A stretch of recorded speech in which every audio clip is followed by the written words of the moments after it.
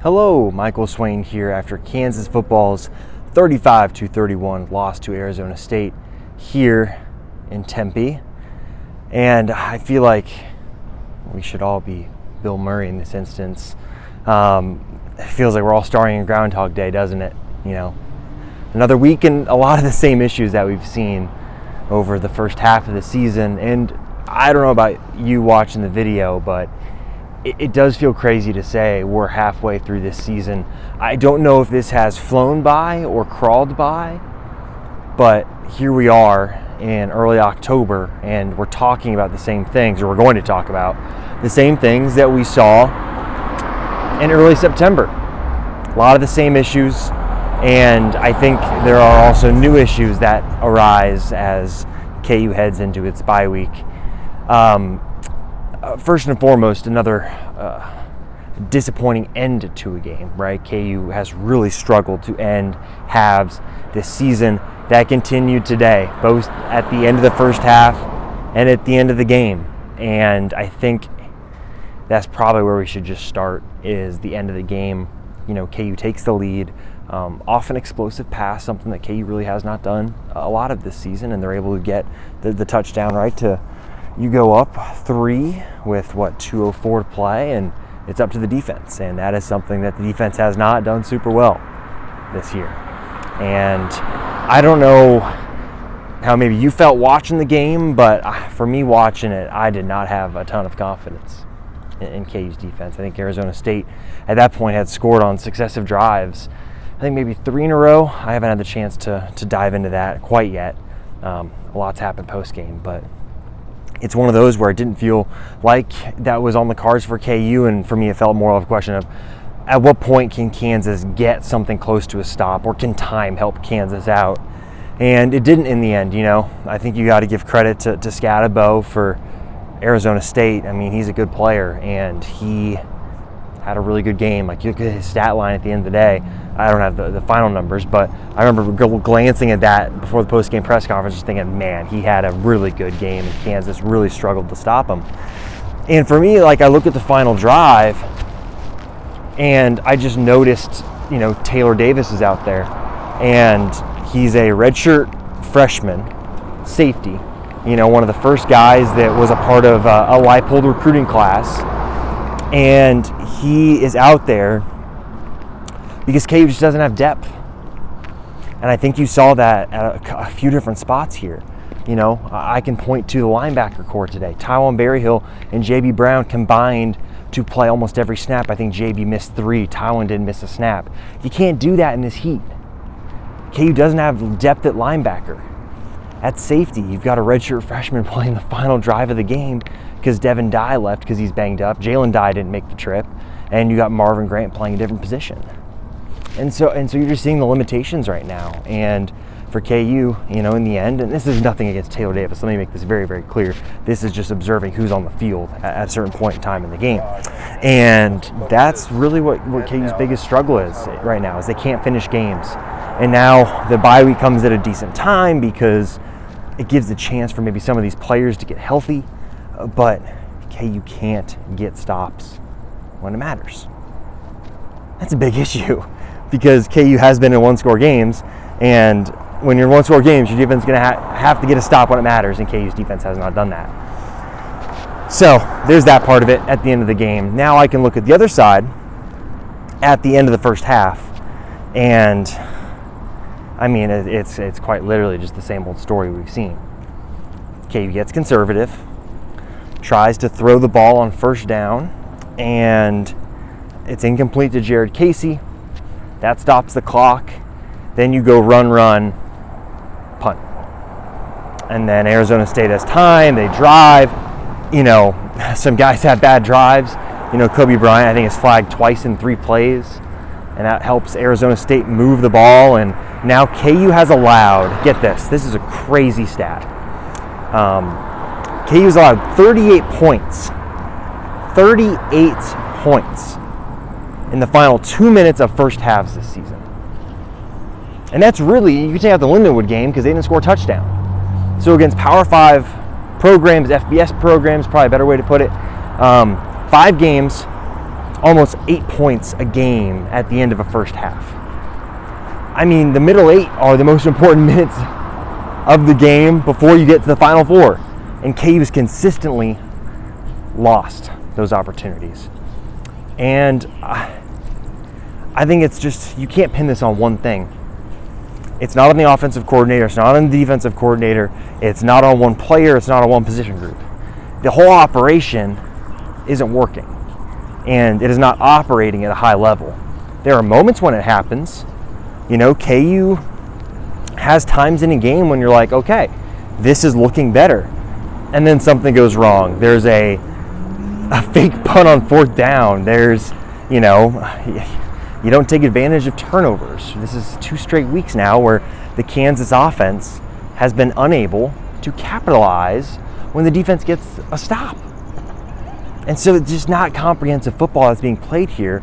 And for Kansas, KU has to play clean football because they make so many consistent mistakes. And then we're crossing a street, and let's not get it. We're 1 for 1 on the year. Let's make it 2 for 2. So that's where we're at now. KU as a team has not operated well, and that's how you get to 1-5. And Lance Leipold keeps saying that Kansas is close, and he's right. Kansas is close. And what's it going to take to get over that hump? And that is the $7 million question. Right. Now it comes down to the head coach to find the ways to not have that be an issue, or to find ways to mitigate that. And the fact that, hopefully that wasn't too loud for you guys. And the fact that this is a common occurrence, right, is what probably is most concerning for me. And yes, there are different things, and different mistakes are made, but the fact that consistently mistakes are made and these same things are happening, it's just pretty concerning. So now KU gets to go into its bye week. Look, it's such a cliche to say the bye week comes at a good time, but when you look at the guys that were on the field, how much they had to play, the cramping that was going on there in the 4th quarter, the fact that Kobe Bryant got hurt, didn't go back in the game. We'll have to see what Lance Leipold has to say about him in 2 weeks. But KU's got to regroup, because big picture, there's a big difference between looking on the schedule and seeing a 1-11, a 2-10, or seeing a 4-8, or even a 5-7. I feel like that's probably, I don't know if 5-7 is going to happen. But yeah, there's a big difference there. You cannot have the bottom fall out. That's with the roster KU has, you cannot have the bottom fall out.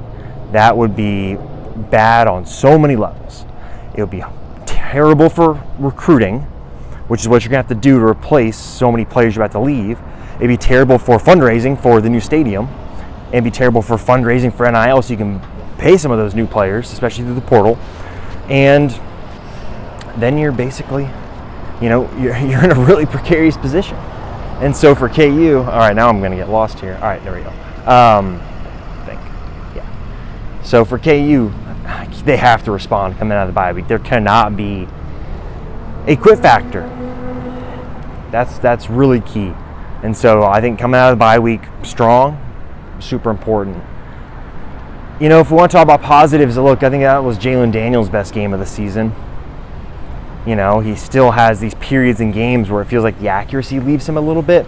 I need to look at the exact statistical numbers, but there was a point in the game where he started really well. I think it was like 9 of 10 to open the game, or 9 of 11. And then there was a point where I think he completed like 3 of his next 9 passes, or 3 next 10. And those spurts in the game are really important because KU's offense has typically stalled. And consistency is still something KU's offense needs to be better at. And that goes for, first half, right before halftime, late in the game. And today, KU was consistent, I think, late in the game. This is not a game where you can point to the offense and say, the offense lost the game, the defense lost the game. Because you'll have, 35 points, and you can't get off the field when it matters. It's really important. And for Jalen, though, it's positive to see that he had this type of game where you see some of the arm talent still there. Decision-making wise, I think there was really one play, that target to Davina Noah over the middle of the field in the red zone, where he had a turnover-worthy play, if you want to call it that. But mean, that's a positive coming out of this. I do think for KU now, though, right, it's all about response, and that's something the players talked about post-game, was they have to respond, and that was Lance Leipold's challenge to them in the post-game locker room, was how are you going to respond? And that's what it comes down to. And I think we'll see what this team, culture, program, right, all those big words that are hard to quantify sometimes, we'll see what KU's made of. And we'll learn a lot, right? Because if this team is as strong as they've talked about being, and they've got the mental resiliency, they'll bounce back and not have any sort of quit or struggle to compete each week. And you can give them credit, right? They have not had any quit factor so far, guys. We're still competing. There was no stopping, right? It was hot. Guys are cramping. There's none of that. I will say too, hey, credit to all the Kansas fans who are here today. It was really cool to see, even being around yesterday on Friday, a lot of Kansas fans. And I think this is going to be a road trip destination where I think this is going to be one where consistently Kansas can have a really nice presence, whether it be here or in Tucson, not only because Kansas fans think in the Phoenix area, but it's also one flight, right? You can get nonstop flights from Kansas City, here, from Chicago to here, really anywhere where you think there's a big alumni base, you can get to Phoenix pretty easily. So that was cool. The Kansas fans definitely made some noise. Really cool to see the support travel like that despite the way the season has gone. So that's a huge encouragement for those that braved the heat. Huge kudos to you. Obviously, the game probably didn't go like the way you wanted, but it's still a cool thing to see. So that's what I've got. 11 minutes. I feel like I rambled this time, but it is what it is. We'll have plenty more to come. Check out the website. Plenty of comments from Lance Leipold, KU's players that talked.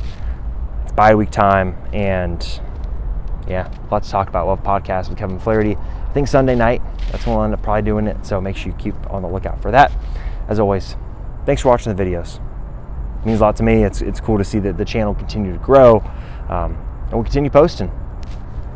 Halfway there. We'll see what the second half of the season brings. Obviously, we'll be there every step of the way. So thanks always for clicking. Make sure you're liking the YouTube video, subscribe to the channel, all that good stuff. We'll talk to y'all soon.